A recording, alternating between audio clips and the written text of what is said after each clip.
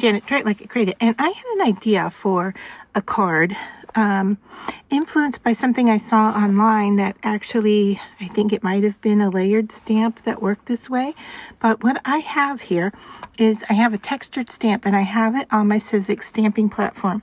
And then I have used the sticky grid to kind of hold down some pieces. So let me pull this out from under my camera and show you what I have. Now I'm going to have to move this back and forth because my camera is right in the way of the stamping platform coming in and out of frame. So what I have here is a piece of cardstock down here that I haven't cut down yet. I will cut it down afterwards. But I'm using the grid to mark off this central area. Okay, and so I've used it to line up on, let me pull that into frame, hopefully, for you. I've used it to line up here and right here. All right, so I have this center section here that I want to stamp. And I've picked out two colors that go together. And I am going to go ahead and stamp the center with Lisa Horton's Tranquil Waters. And I'm just going to go ahead and ink up my stamp in that kind of central area. Just kind of getting, I don't have to get the whole stamp, but I do have to get a good part of it. And then flip it down here. All right. And then I'm going to give it a good press. And I don't know where, I usually use a dry erase marker, and I'm looking for it and I don't see it. But anyway, hopefully what I'm going to get here is a good stamp.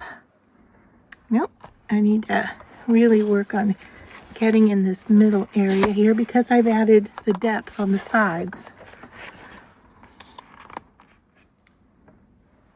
Okay, starting to get there.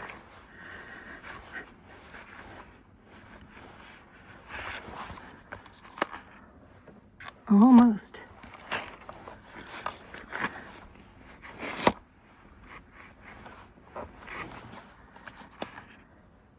There. All right, so I think I just want to get along this edge here. All right, so I'm pushing pretty darn hard. I'll show you what we have.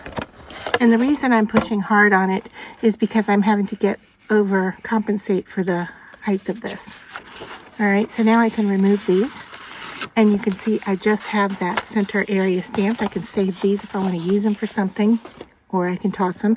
Now I'm just going to go ahead and ink my whole stamp. And I'm going to go ahead and stamp over this area with this color. And hopefully that will give me kind of a different value in this center area. All right. So I've gone ahead and inked up my stamp. Yep. Move it in place so you can see it now. And now I'm just going to push down. Probably not as hard as I had to for that centerpiece. But I like using a stamping platform when you have a large stamped area that you're working on. All right, so let's see what we have here.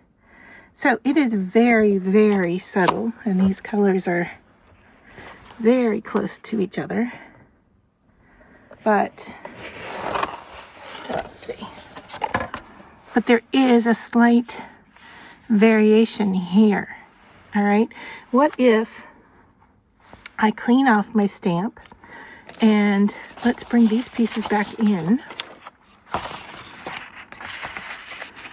All right, I'm going to line them up with where they were.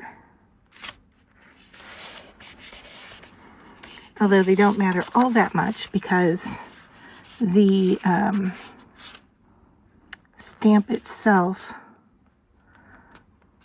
will just stamp where it's going to stamp. All right, so I'm going to clean off my stamp with a baby wipe.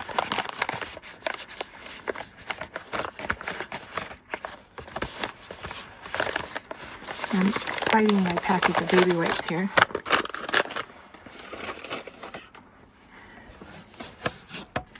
And I'm going to clean off the ink.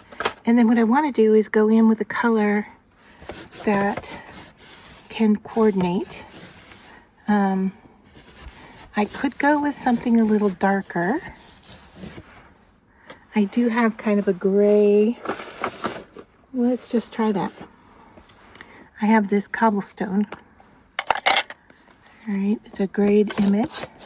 And I'm just going to rub that over the center of my stamp and back up again so I can get that platform to come down.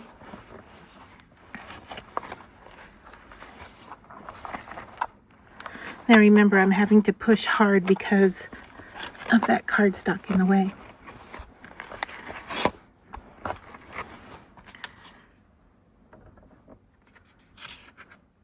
Yeah.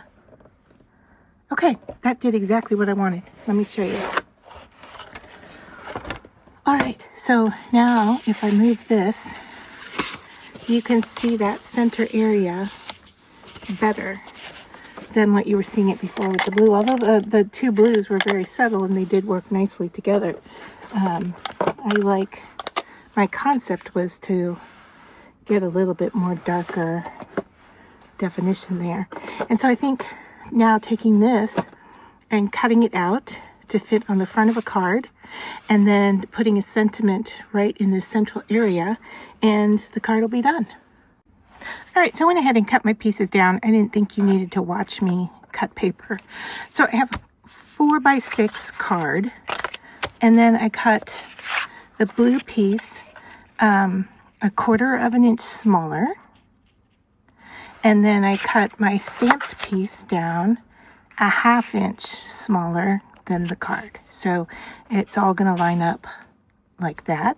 And then to coordinate, I took a little stamped piece that I had in my stash, and I cut the navy blue to fit it, and I'm going to put that right here in the center where it runs across. And I may even lift that up, but I want to round those corners. So before we put everything together, I'm going to go in and punch the corners.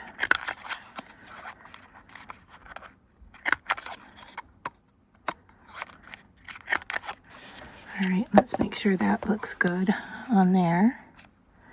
And that looks nice. All right, so I'm going to go ahead and glue this in place and set that off to the side, because I think I might like to lift this up with some foam tape, and I'll have to grab that because I have my tape runner here ready to go.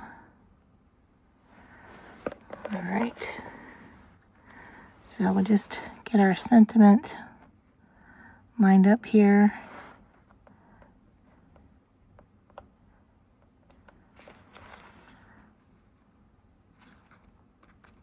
Okay, and now for this, you can go ahead and use tape runner. Now I have a little splotch here, but it doesn't really matter because it's in the center.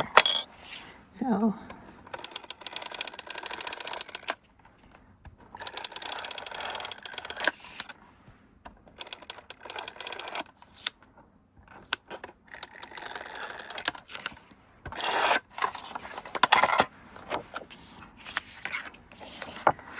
all right, now I'm going to eyeball getting this lined up here.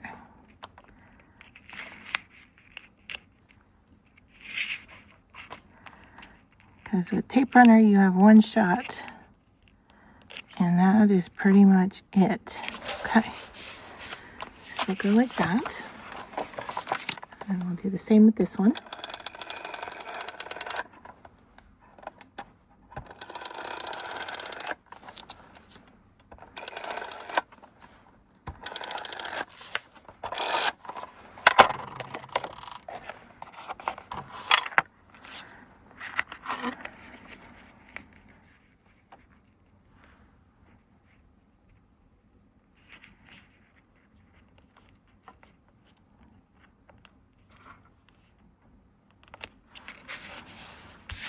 All right, I think that is looking good.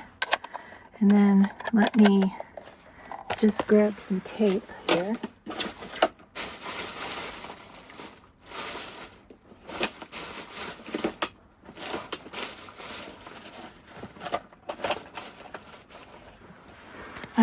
had to move the trash bag out of the way and get some drawers moved. So, all right, so I'm going to take my foam tape, just cut 2 pieces here.